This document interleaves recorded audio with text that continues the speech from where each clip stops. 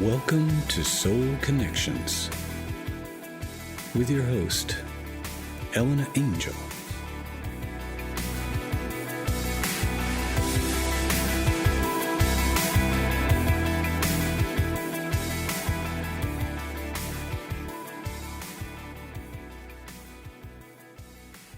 Hello, this is Elena Angel and Soul Connections, the space for soulful conversations and explorations in consciousness.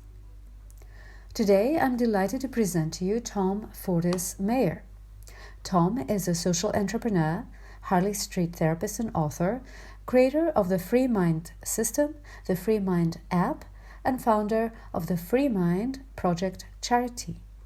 I was very interested to hear about Tom's own experience of awakening and how he came to develop such a well-defined approach to spiritual development as the FreeMind system, which he has created.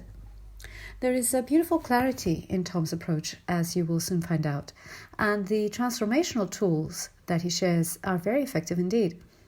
One thing that I found especially intriguing speaking with Tom was his explanation of the shadow aspects of spiritual practice, which I feel is something you don't often hear about, but is nonetheless very important.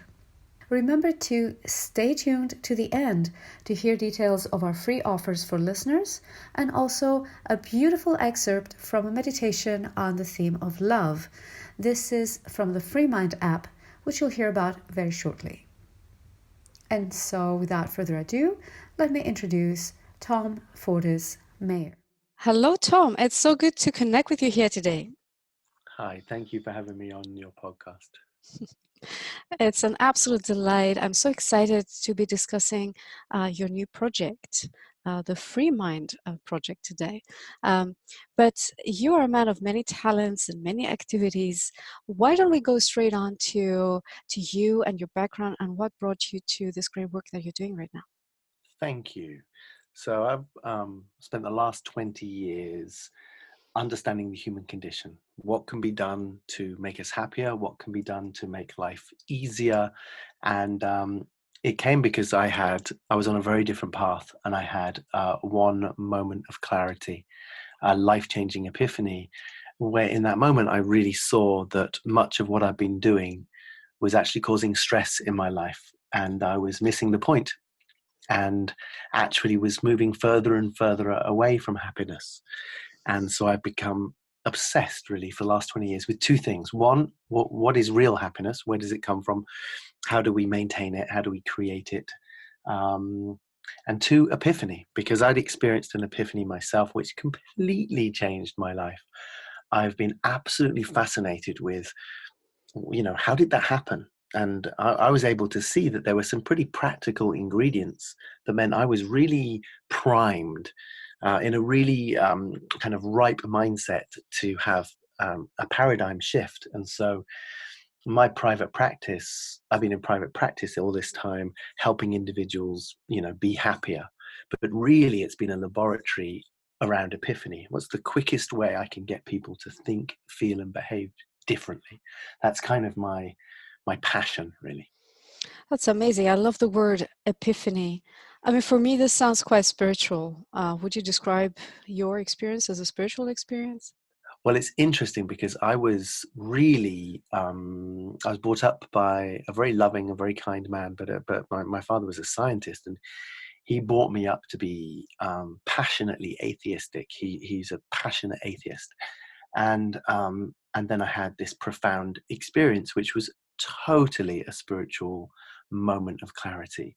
I felt flooded with unconditional love and an extraordinary happiness and a sense of connection to all things in all places at all time.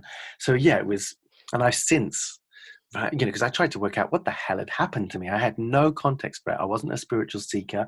I had no education that would help me understand. So I, studied afterwards to what just happened. And of course, I then discovered that was essentially a spiritual experience. I mean, it felt lovely at the time, and it was deeply spiritual, but I didn't have a context to understand it or a culture to understand it. I'm now grateful, because I'm sure if I'd been brought up as a Catholic, it would have been a Catholic experience. If I'd been brought up a Buddhist, it would have been a Buddhist experience. But for me, it was just a really profound moment of connection. And yeah, my life's, never been the same again. But Mm. my work has been hugely about, I remember what it was like to be not just unspiritual, but anti-spiritual. And so my work now is kind of reaching out to people who are actually suffering because they're in spiritual crisis, but they wouldn't think of it in those terms, and helping people find their meaning, find their happiness, find their purpose without necessarily needing to use spiritual terminology. It's so strong when you say anti-spiritual. I mean, that to me is so contrary to a natural experience, actually, of life. But I love the way that you're approaching this in terms that are not dogmatic in any sense or prescriptive in any sense, by the sound of it. Um, how is your practice? Let's say, do you have a spiritual practice? Because often we associate spirituality with certain practices, not necessarily religion, Uh-huh. but certain practices nonetheless. Do you have a spiritual practice? Yes, I mean, a number of things that I do which keep me kind of, connected. Personally, I love guided meditation. And the FreeMind app that I brought out is all about musical guided meditation, because I find music is the most powerful way to get me feeling connected to spirit. So combining meditation and music is still my favorite. Of course, the classics like having a holy bath or getting into nature.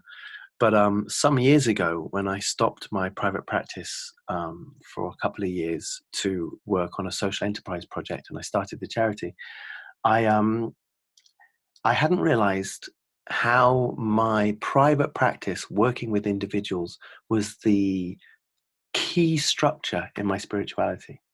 Because if you're doing, say, I don't know, at the peak, I was doing maybe 20, 25 sessions a week with people.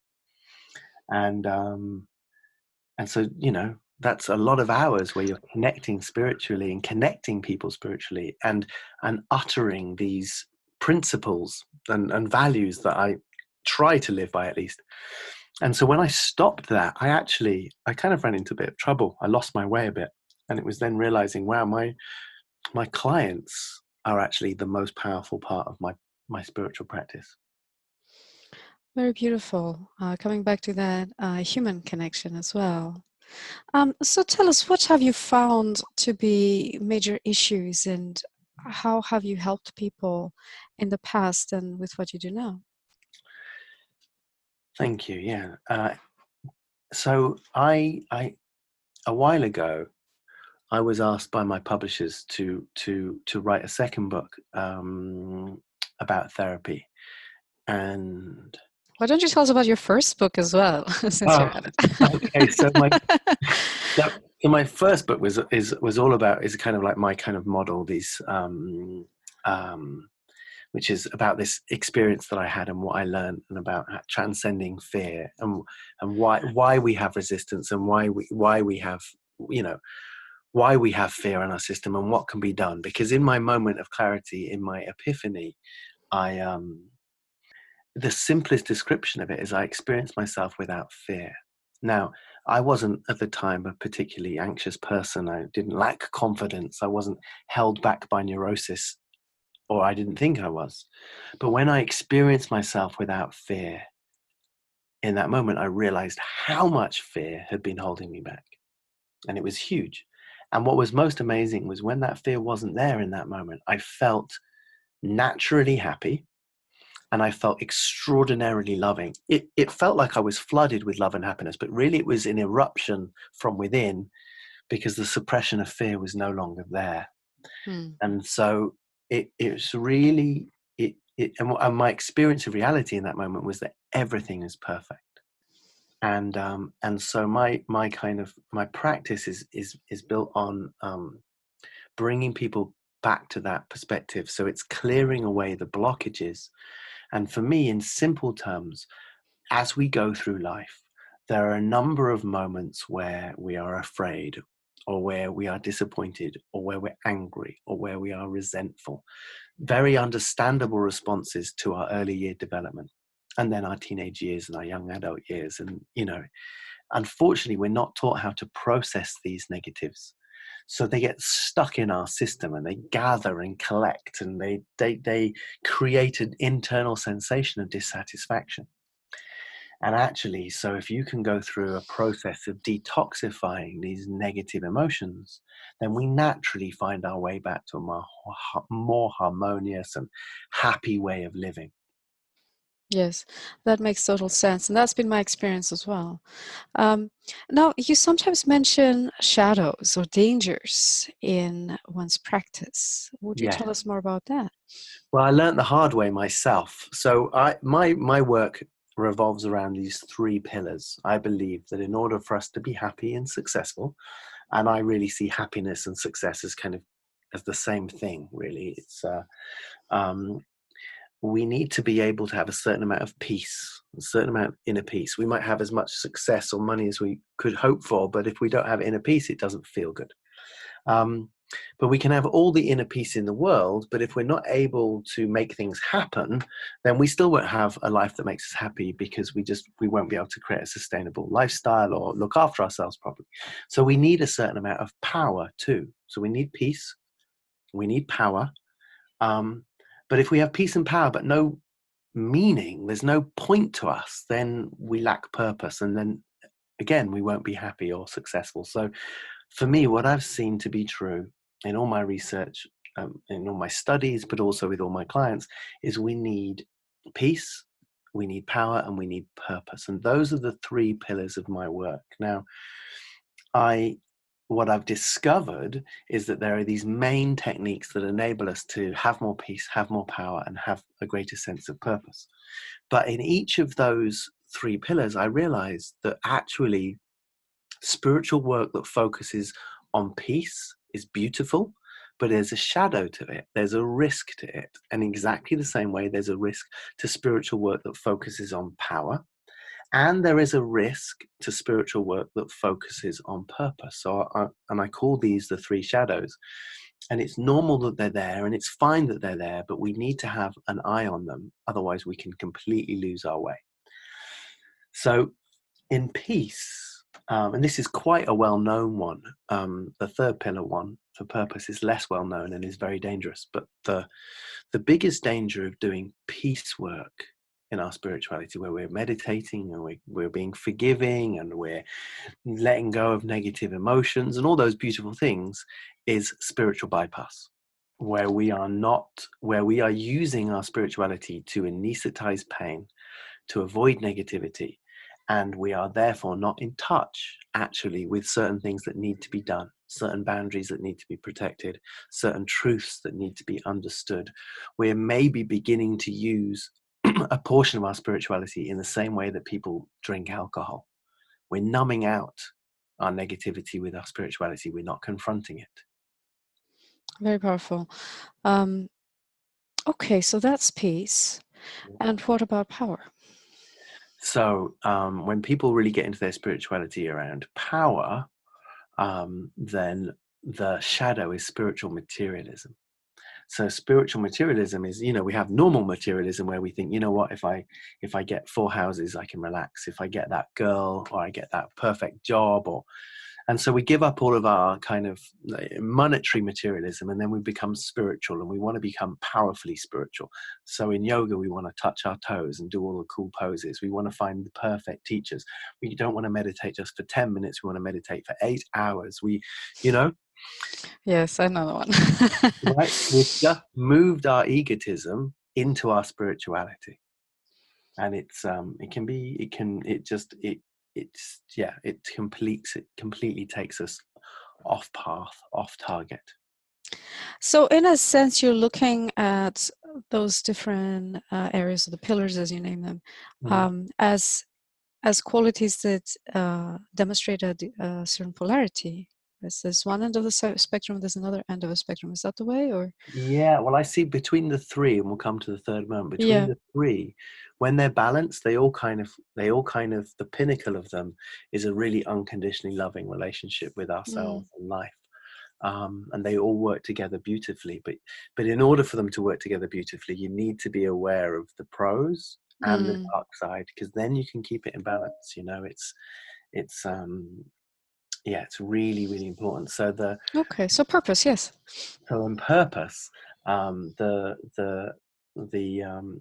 so just to recap, so in peace, most of the training in becoming more peaceful is around emotional intelligence, really understanding how you're feeling and why you're feeling and what can be done to change how you're feeling. So it helps you be more peaceful, but it can also help you deny, spiritually bypass. So that's the risk. In spiritual materialism, it's all about success psychology, your belief systems, visualizing, empowered language patterns. This is stuff like law of attraction and The Secret. Really, really powerful stuff. But if actually unbalanced and still with ego, then it's just another form of greed. It's another form of materialism. There's a risk there. The kind of the thing that makes purpose work, the thing I teach my clients that gives us a sense of meaning, is all about oneness philosophy or oneness spirituality. For me, all the great wisdom traditions, the kind of highest point of their wisdom is when we understand the interconnected nature, the interdependent nature, the fact that we are all one, connected. And that's the real foundation of unconditional love and unconditional acceptance of ourselves and others. And so for me, of all my pillars, the third pillar is the really spiritual pillar. And but the dark side of oneness philosophy or oneness spirituality is people realize, well, we connected, therefore my happiness is intrinsically linked to your happiness. And there's a beautiful thing in realizing that we're all brothers and sisters and we're all in it together. But the shadow of oneness spirituality is spiritual activism. And activism is when we go from kind of, instead of being really happy with life as it is, we start to care, deeply care about the state of our brothers and sisters. We start to care deeply about the planet and the state of the environment. And there's beauty in that, but there's also a huge opportunity for shadow, a huge opportunity for losing our way. And we begin to actually move into judgment of right and wrong. And we go from the oneness, actually, without realizing, because of the oneness, we start going into a place of judgment. And we start pointing fingers and we start saying, no, this isn't okay. We become an activist. We start attacking the system. We start trying to make the world better, but with an energy of no, which is just part of the problem. So what you're saying is, I imagine, this is not to take action, but to take action from a different place of acceptance and love. Exactly.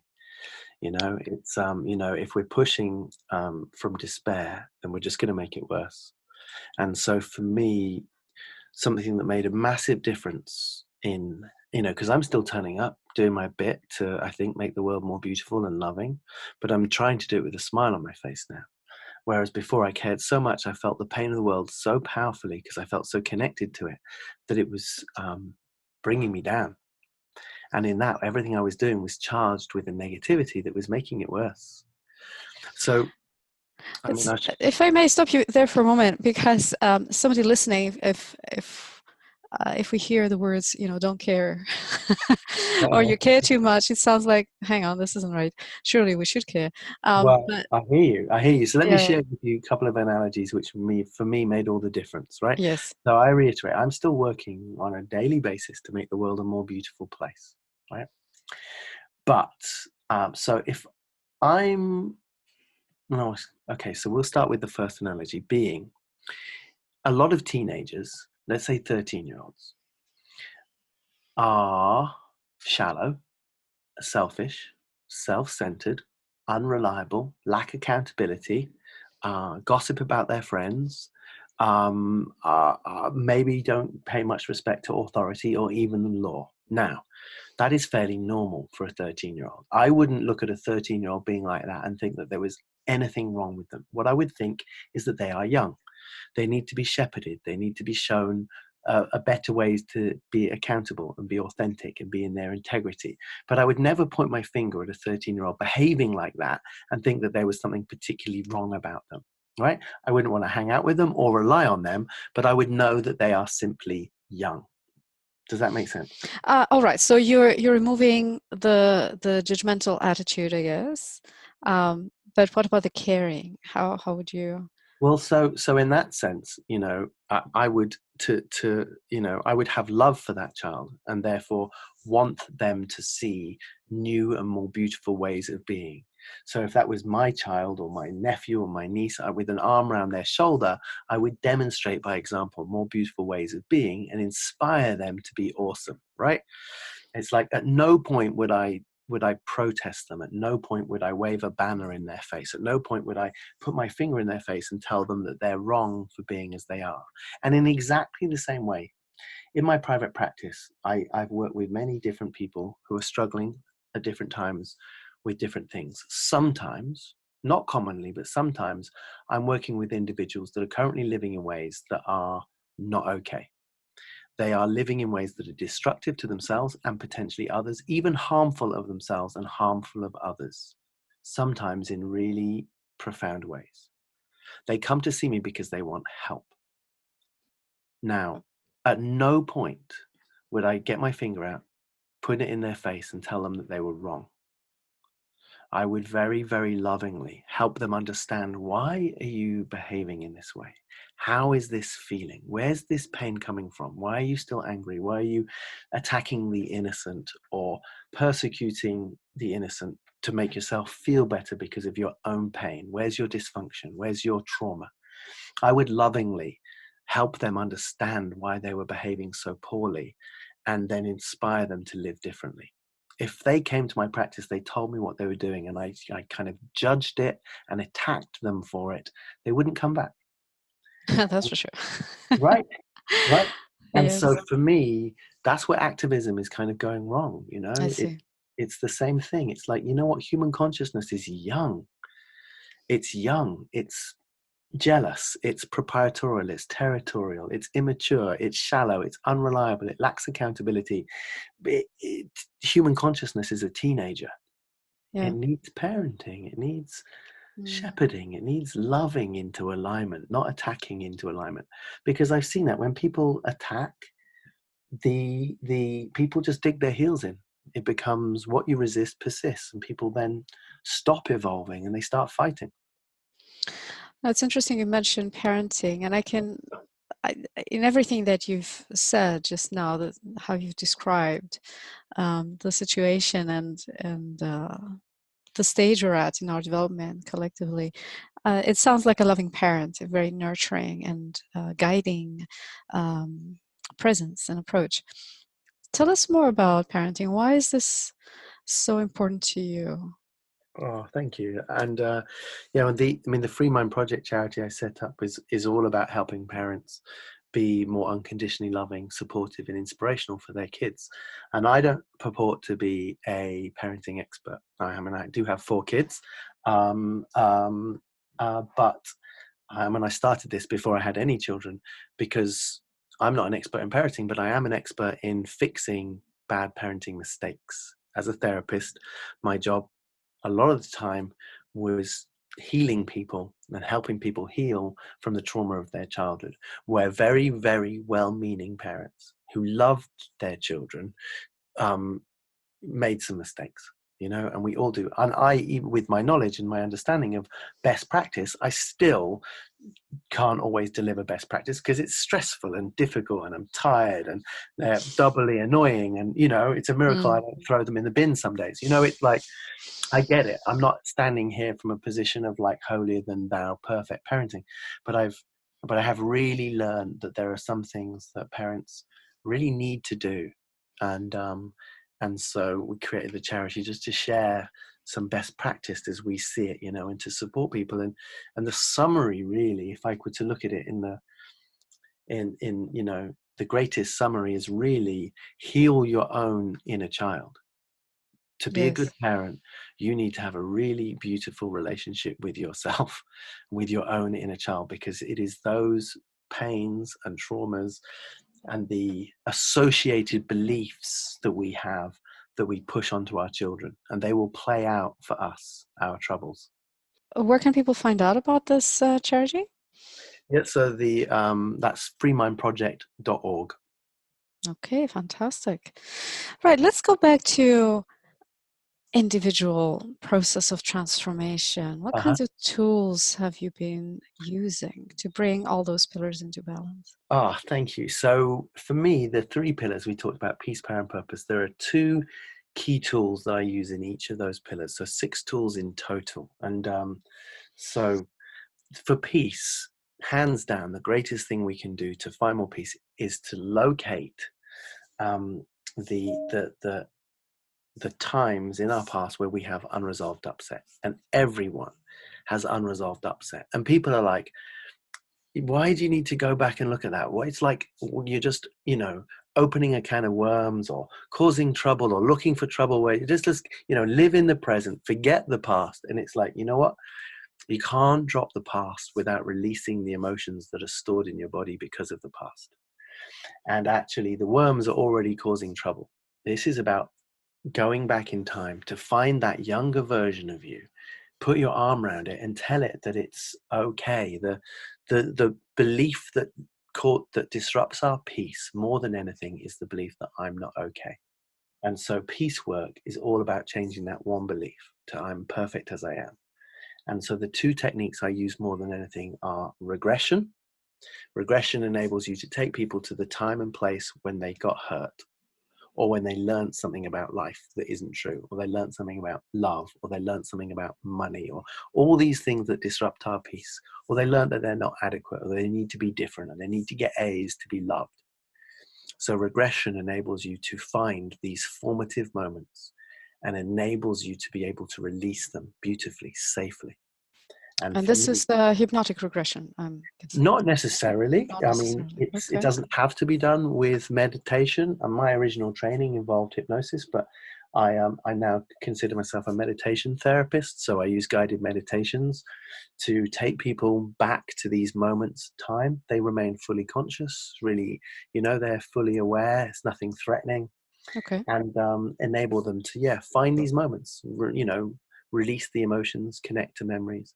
Mm-hmm. And some people are like, well, you can fix this stuff without dwelling on that. But to me, when you can compassionately connect with that young version of you and realize how hard it was and that it's over and reassure yourself, you learn so much about yourself, and you become so much more compassionate with yourself. And that makes you so much more compassionate of other people, that even if you could wave a magic wand and fix this stuff without looking backwards, I think you'd miss out on a lot of gold.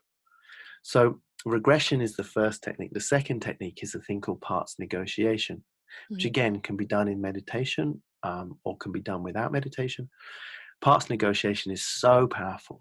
That's where we recognize that there is a part of us that is responsible for feelings or behaviors. So whether we smoke, or whether we drink, or whether we run away from relationships or intimacy, or whether we believe deep down that we'll never make enough money, or, all these different beliefs, they're held by a part of us.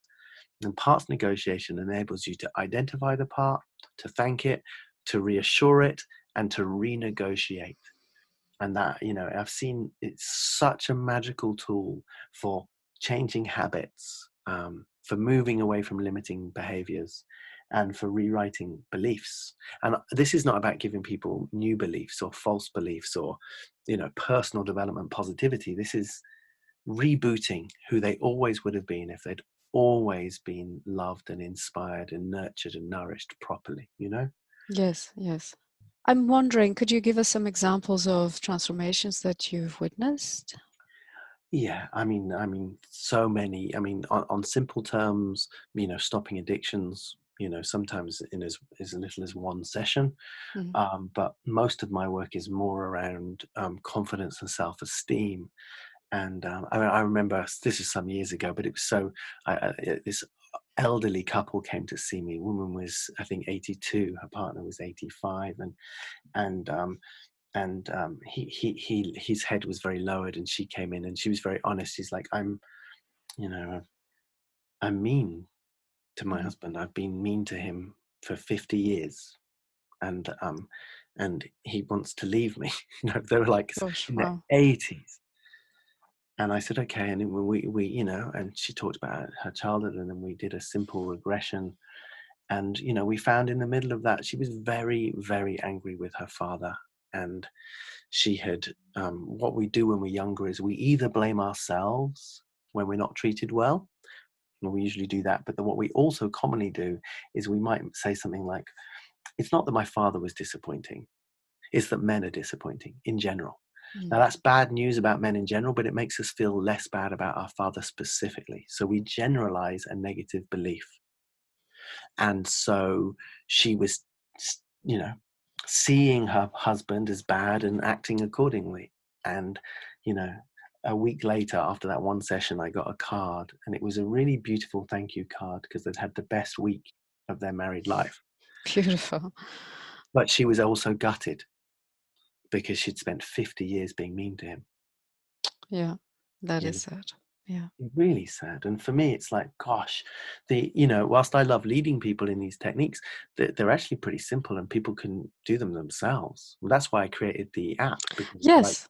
you can do this stuff yourself. And so I know, because I don't want to leave your listeners with a kind of gap in their understanding, because we've got 2 other pillars to do. So I'll run through the Yes, technique. please. Yeah. Go for it. Because case studies are fascinating. We've got so many.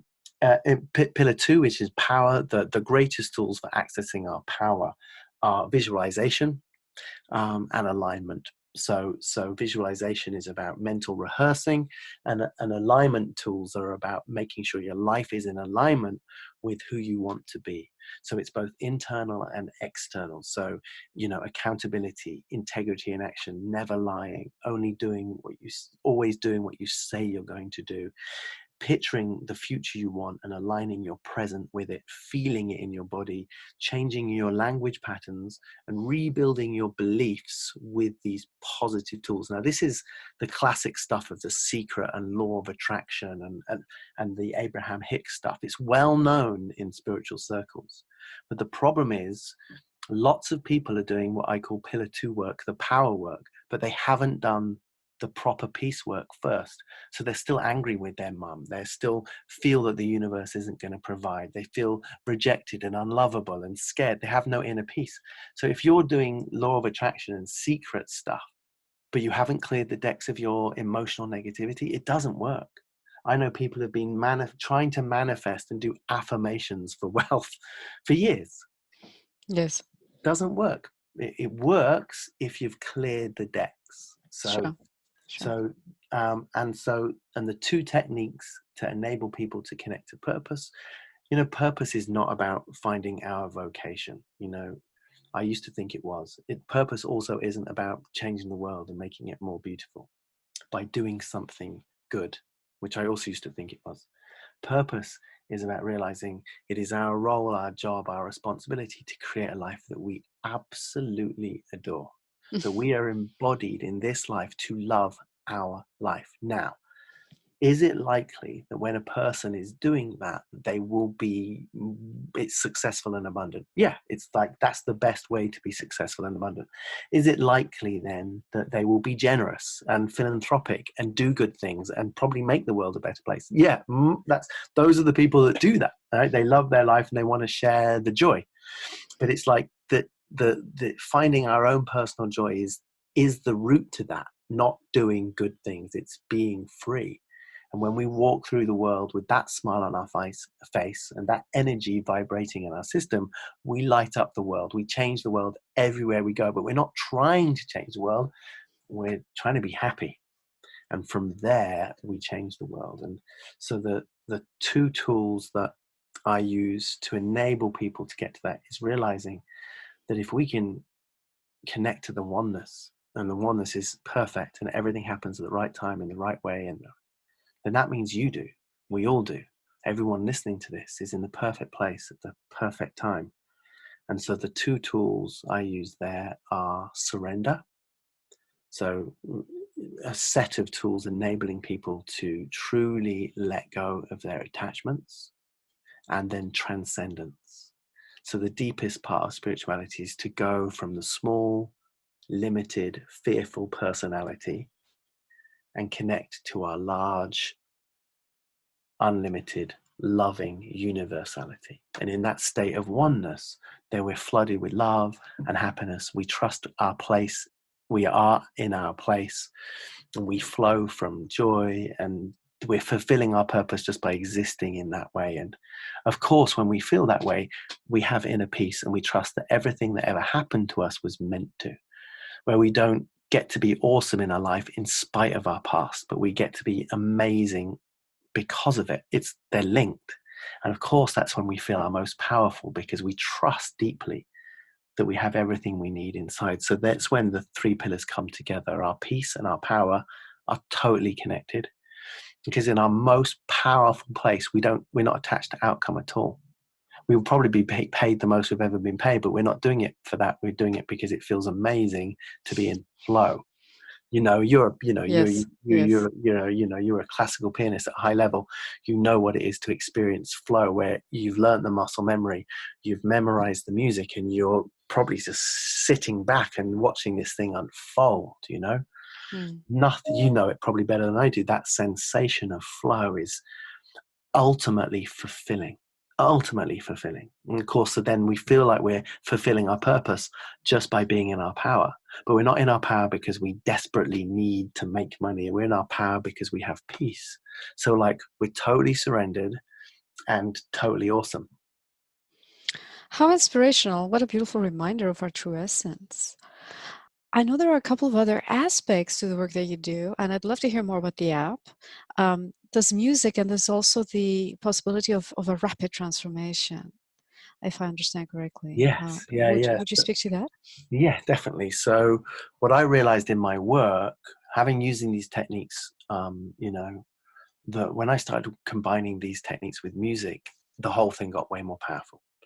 And it got way more powerful because instead of just using music incidentally as background music, but if you actually get into a meditative state and you ask your unconscious, or you ask your soul to use music, either to therapize yourself, or to inspire yourself, or to soothe yourself, or to dissolve your sense of self so you connect to the oneness. People aren't probably aware that if you ask your unconscious or your soul to use music as a bridge to whatever you're seeking, your unconscious, which has all the answers, you don't need any external support, it will give you exactly what you need. And so for me, when I was like, wow, you can set an intention and ask music to heal your relationship with your mom, and then you just go on this incredible imaginary journey, and your unconscious will tell you what to say, or it will remind you of where the block is, or it will flood you with a sensation, or you'll just see colors, and then you come out the other end of it feeling free. It's like, when I realized this, it was like, wow, people really don't need an expensive therapist. They just need some amazing techniques and be able to get into a nice meditative state, and then use music, and it will build the bridge to their greatest potential. And so I've been making guided musical meditations for about 15 years, but I was approached by an investor a couple of years ago, who just loved the guided meditations I created. He was like, this should be an app. And so we launched the FreeMind app earlier this year. It has 280 different musical meditations, all designed. There's loads of ones just to develop your character, enable you to have a more relaxing day, or all the pretty simple spiritual enrichments. But there are also recordings there in our healing collection, which enable you to do this really, really deep work on yourself. How amazing, and how accessible as well. What is the website for the app? Yes. So if you search for FreeMind in either the Google App Stores or the Apple App Stores, you should find us. But if you want to get a bit more information, go to freemindhub.com. And Right. So if you can anyone just wants to, download the app and go straight into it and use it, right? It's easy to use. yeah, I mean, we've got like 16 free guided meditations, so you can give it a whirl, and they're some of our most powerful ones. I really recommend you try the one called Heart. If you're stuck on a challenge and you want an answer, it's amazing. It often gives you the answer, obviously from your heart, which is a wise center in you. And alignment is a really, really uplifting, motivational thing. I recommend you do it at the start of the day, all totally free and totally accessible. And I'm very pleased to say you have offered a prize of a year's free access to the FreeMind app to a lucky winner in our prize draw And one other person is going to get a year's free access, but they have to email us here at Soul Connections, soulconnections@elenaangel.com. Perfect. Very happy for that person to get the full free access. That's really That happy is surprise. so amazing. I love guided meditations. I love music, and the fact that it's also so easy and so pleasant, because a lot of this transformation work can be quite painful. But I'm guessing you've found a way to do this in a much more soft maybe way. I don't know, how would you describe it? Yeah, I mean, for me, the music is a container, but we also, I mean, it's been a beautifully indulgent creative project. So I work with a film composer. This is not synthesizer elevator music. Every note is played by a professional musician. Whilst it's arranged digitally, it's then re-put out as an analog sound and mixed in analog. So there's no sampling, there's no frequency change. Everything's pure sound. All the musicians understand the principles of spirituality and emotionality and emotional intelligence. Like, I briefed the film composer whilst in meditation. I mean, the intention that we've brought to this music. And sometimes, I mean, there's a recording called Confidence, and we used the same piece on a track called Guidance. And at one point, the composer, he wrote, like, he performed, he just picked up a guitar directly out of the meditation and played for like 8 minutes. And he just had this idea, and he was planning to re-record it later, but when he played it back, he didn't miss one beat. And when we brought in the violinist, he played the piece, and he was in a meditative state. And then he just picked up his violin, and in one take, he played for 8 minutes. And that piece of music, when you listen to what the violin does, and he didn't write it down and decide to play that. That was all spontaneous and done in one take. It's like pure magic. Yes, that's exactly the word. How awesome. How awesome.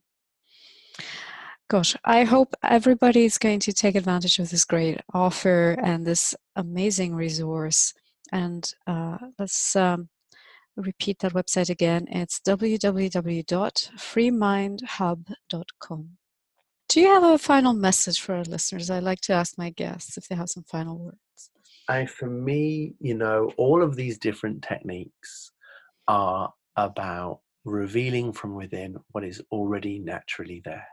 This is about remembrance. It's an invitation home.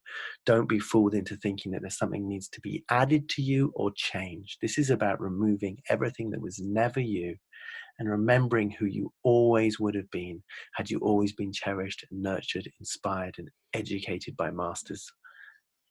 Wonderful. Thank you so much. It's been an absolute delight. So inspired and uplifted by this conversation, Tom. Thank you so much. Well, thank you so much for inviting me. I really, really enjoyed it. So then, I'm curious, what did you make of this discussion? Did you find much resonance with what Tom was sharing today? Is this something you'd like to explore some more? Remember, there are several meditations that you can access for free when you download the FreeMind app on your mobile device. And of course, there's the free prize, full access to the FreeMind app with all of the recordings included for a year. If you want to take part in the prize draw and claim the gift, please send an email to soulconnections@elenaangel.com. Thank you so much for listening. I hope you're enjoying the show and making the most of all the inspiration and the great resources that we strive to bring to you.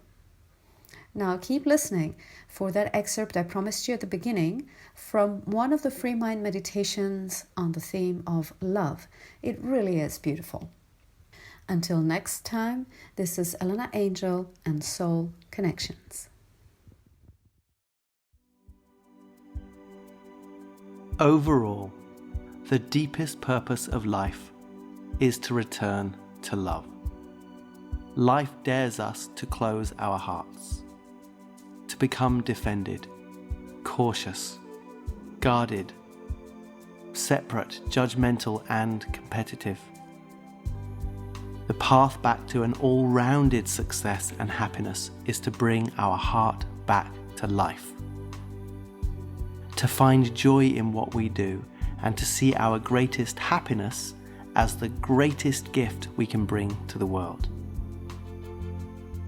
That comes first from loving ourselves enough to make sure our life makes us happy.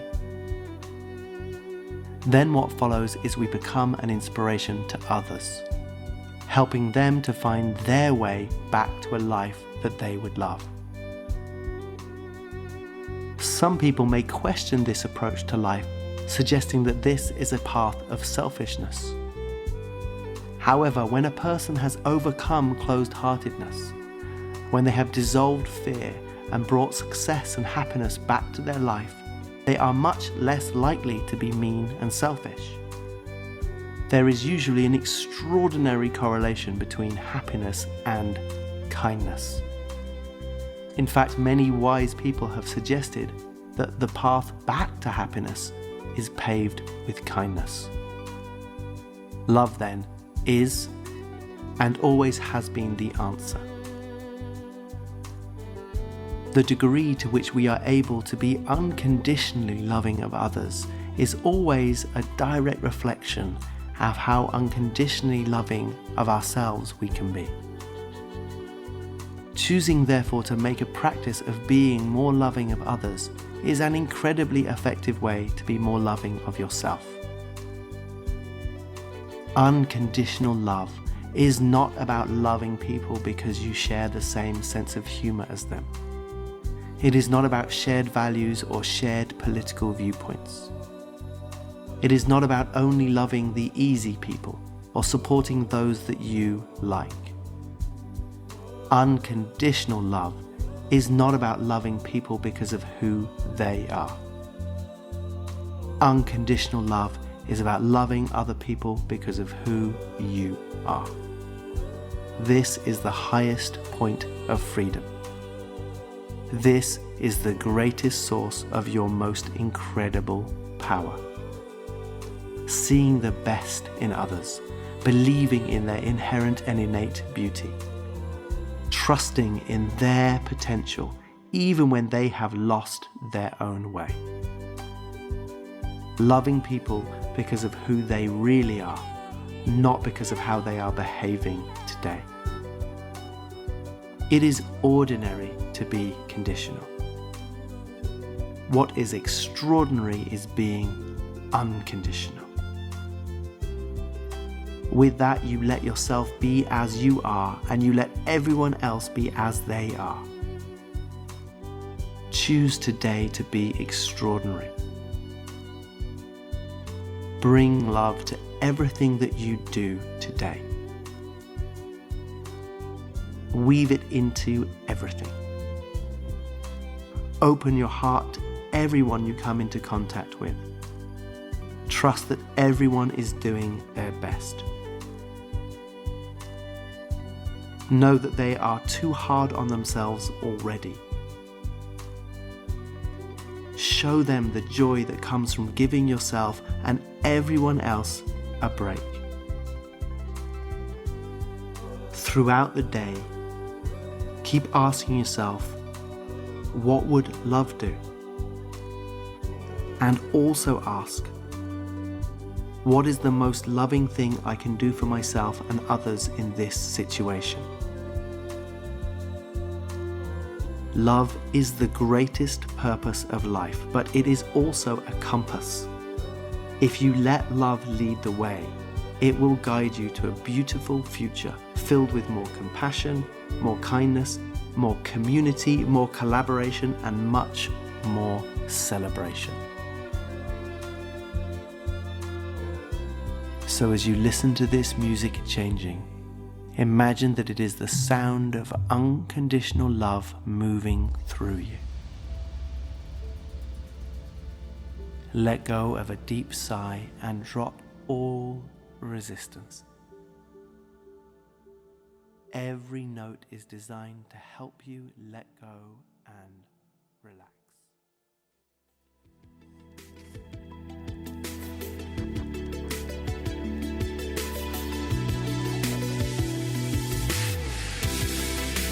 Thanks for tuning in to tonight's broadcast.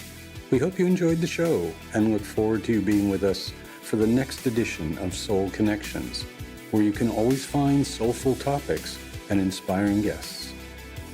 To find out more about Elena, her work, and how to get in touch, just go to www.elenaangel.com.